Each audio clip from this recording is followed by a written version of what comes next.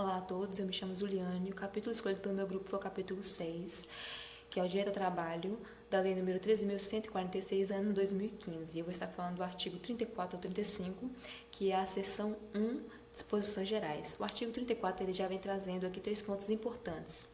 Primeiro é a pessoa com deficiência tem direito ao trabalho de sua livre escolha e aceitação. Qualquer pessoa tem direito ao trabalho, qualquer pessoa. E ele deixa claro, esclarece que esse trabalho deve ser de livre escolha e aceitação daquela pessoa estar naquele trabalho. Segundo ponto que ele vai trazer é um ambiente acessível e inclusivo. Esse trabalho deve oferecer esse ambiente de acolhimento, esse ambiente que tenha essa acessibilidade e que seja um ambiente inclusivo. Terceiro ponto, igualdade de oportunidade com as demais pessoas. Esse trabalho deve oportunizar todas as pessoas de forma igual. Remuneração, bonificação, plano de carreira, enfim. E os parágrafos eles vão estar esclarecendo um pouco mais sobre o artigo 34. O primeiro é: as pessoas jurídicas de direito público, privado ou de qualquer natureza são obrigadas a garantir ambientes de trabalho acessíveis e inclusivos. Eles são obrigados a garantir que haja esses ambientes de acessibilidade, que haja essa inclusão e que todas que essa lei seja cumprida, de fato, que essa lei seja cumprida e que haja esse acolhimento para a pessoa com deficiência naquele ambiente de trabalho. Parágrafo 2. A pessoa com deficiência tem direito em igualdade de oportunidades com as demais pessoas, a condições justas e favoráveis de trabalho, incluindo igual remuneração por igual valor. Ok. Trabalha na mesma função, com a mesma carga horária, sim, devem receber o mesmo valor, a mesma remuneração pelo trabalho feito, devem receber da mesma forma. Parágrafo 3. É vedada a restrição ao trabalho da pessoa com deficiência em qualquer discriminação em razão de suas condições, inclusive nas etapas de recrutamento, seleção, contratação, admissão, exames admissionais e periódicos, permanência no emprego, ascensão profissional, reabilitação profissional, bem como exigências de aptidão plena. Esse parágrafo 3 ele traz umas palavras muito interessantes, né? Recrutamento, seleção, contratação, admissão, permanência no emprego, ascensão profissional, né? Esse parágrafo 3 ele vem dizer que durante a entrevista de emprego, durante a contratação, não deve haver modalidades discriminatórias que excluam aquela pessoa por ela ser uma pessoa com deficiência. Parágrafo 4. A pessoa com deficiência tem direito à participação, acesso de cursos, treinamentos, educação continuada, planos de carreira, promoções, bonificações e incentivos profissionais oferecidos pelo empregador em igual oportunidade com os demais empregados, né? O artigo 4 ele diz que deve oferecer a mesma bonificação, a mesma remuneração, né? Como eu falei a princípio, não privar a pessoa, que deve ter oportunidades iguais dentro daquele ambiente, deve ter a mesma bonificação, incentivo, profissional, carreira, deve ser oferecido a todos. Parágrafo 5. É garantido aos trabalhadores com deficiência acessibilidade em cursos de formação e capacitação. Inclusive, nesses cursos, eles devem oferecer um ambiente acessível e inclusivo.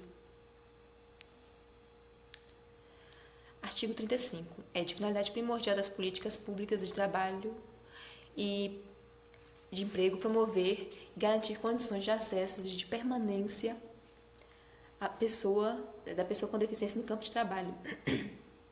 É preciso garantir que estejam inseridos nessas políticas públicas, a partir daí, um campo de promoção ao acesso do ambiente de trabalho. É preciso que essas políticas públicas visem isso, estejam inserindo cada vez mais o ambiente de trabalho, essas promoções para o ambiente de trabalho. Parágrafo único.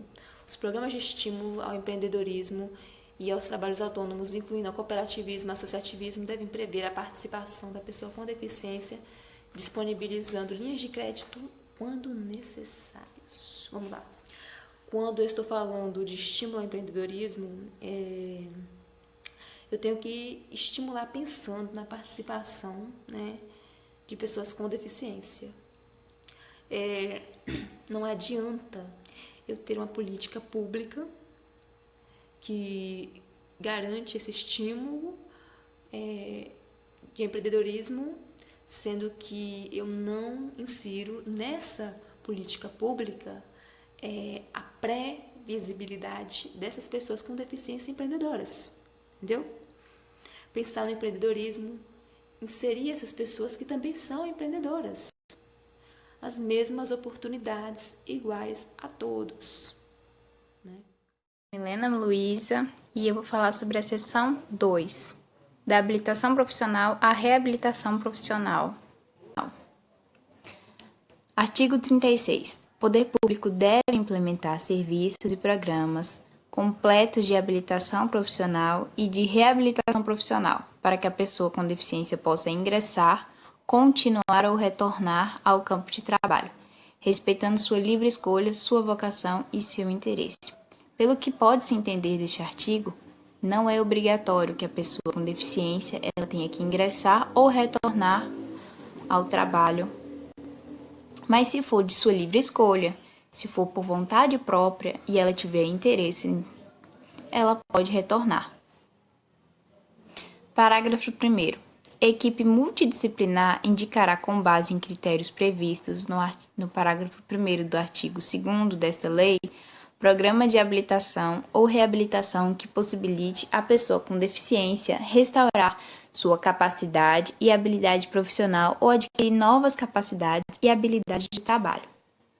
Então, ela será, de uma certa forma, ela vai ser treinada para que ela possa reassumir o cargo que ela já preenchia ou para que ela possa ingressar em um novo cargo, para que as suas capacidades se adequem ao que é esperado pelo trabalho, no limite de suas possibilidades. Artigo 2º parágrafo.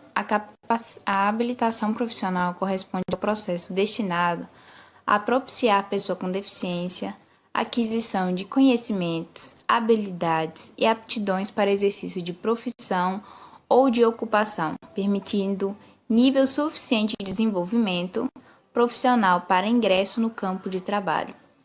Então, novamente, ela vai ser habilitada para que ela possa retornar ou para que ela possa ingressar no mercado de trabalho. Ela vai passar por um processo para que ela adquira novas capacidades ou para que ela melhore as capacidades que ela já tinha. Parágrafo 3º. Os serviços de habilitação profissional, de reabilitação profissional e de educação profissional devem ser dotados de recursos necessários para atender toda pessoa com deficiência, independente de suas características específicas, a fim de que ela possa ser capacitada para trabalho que seja adequado a ter perspectivas de obtê-lo, de conservá-lo e de nele progredir. Então, cada adequação vai ser moldada para a deficiência específica daquela pessoa. Um cadeirante, ele vai ter uma formação específica para as necessidades que ele tem. Parágrafo 4º. Os serviços de habilitação profissional, de reabilitação profissional e de educação profissional deverão ser oferecidos em ambientes acessíveis e inclusivos. Então, tem que ser acessível, na forma dele estar naquele lugar, acessível ao cadeirante, acessível às pessoas que tenham deficiências auditivas ou visuais. Tem que ser acessível ao local para que ele possa estar. E inclusivo, para que ele não se sinta rejeitado de qualquer forma. Tem que ser inclusivo, ele tem que se sentir bem, tem que se sentir incluído no local em que ele esteja. Parágrafo 5º. A habilitação profissional e a reabilitação profissional devem ocorrer articuladas com as redes públicas e privadas, especialmente de saúde, de ensino e de assistência social, em todos os níveis e modalidades, em entidade de formação profissional ou diretamente com o empregador. Ou seja, essa capacitação da pessoa ela deve ser estar em conjunto com redes públicas e privadas, especialmente de saúde, e com assistência social, com ensino, em todos os níveis e modalidades, em entidades de formação profissional ou diretamente com o empregador. O empregador ele tem que estar incluso no processo de habilitação ou reabilitação do profissional. Artigo 6, parágrafo 6º. A habilitação profissional pode ocorrer em empresas por meio de prévia formalização do contrato de emprego da pessoa com deficiência, que será considerada para o cumprimento da reserva de vagas prevista em lei, desde que por tempo determinado e concomitante com a inclusão profissional na empresa, observando o disposto em regulamento. E, por último, parágrafo 7º. A habilitação profissional e a reabilitação profissional atenderão a pessoa com deficiência. Então, isso é específico para pessoas com deficiência, tanto a habilitação quanto a reabilitação profissional. Muito obrigada. Ok, então continuando a leitura do Estatuto da Pessoa com Deficiência, a Lei 13.146 de 2015, ainda no capítulo 6, do direito ao trabalho. Farei a leitura agora da seção 3, da inclusão da pessoa com deficiência no trabalho. Eu fiz uma pesquisa que mostra que no Brasil existem cerca de 12 milhões de pessoas com algum tipo de deficiência, porém apenas 3,5% dessas pessoas têm trabalho com carteira assinada. Então, vemos a necessidade de ser mais efetivo com esse estatuto. Na seção 3, o artigo 37 diz o seguinte: constitui modo de inclusão da pessoa com deficiência no trabalho a colocação competitiva em igualdade de oportunidades com as demais pessoas, nos termos da legislação trabalhista e previdenciária, na qual devem ser atendidas as regras de acessibilidade, o fornecimento de recursos de tecnologia assistiva e adaptação razoável no ambiente do trabalho. Parágrafo único. A colocação competitiva da pessoa com deficiência pode ocorrer por meio de trabalho com apoio, observada as seguintes diretrizes. Então vamos ler as diretrizes. Diretriz 1. A prioridade no atendimento à pessoa com deficiência com maior dificuldade de inserção no campo de trabalho. 2. Provisão de suportes individualizados que atendam a necessidades específicas da pessoa com deficiência, inclusive a disponibilização de recursos de tecnologia assistiva, de agente facilitador e de apoio no ambiente de trabalho. 3. Respeito ao perfil vocacional e ao interesse da pessoa com deficiência apoiada. 4.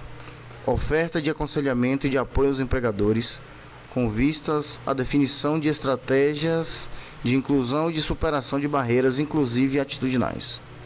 5. Realização de avaliações periódicas. 6. Articulação intersetorial das políticas públicas. Importante. 7. Possibilidade de participação de organizações da sociedade civil. No seu artigo 38, diz o seguinte: a entidade contratada para a realização do processo seletivo, público ou privado para cargo, função ou emprego, está obrigada à observância do disposto nesta lei e em outras normas de acessibilidade vigente. É o que a gente vê às vezes em editais de concurso público, né, que sempre disponibiliza, a depender do órgão, disponibiliza alguns cargos para pessoas portadoras de deficiência. Obrigado.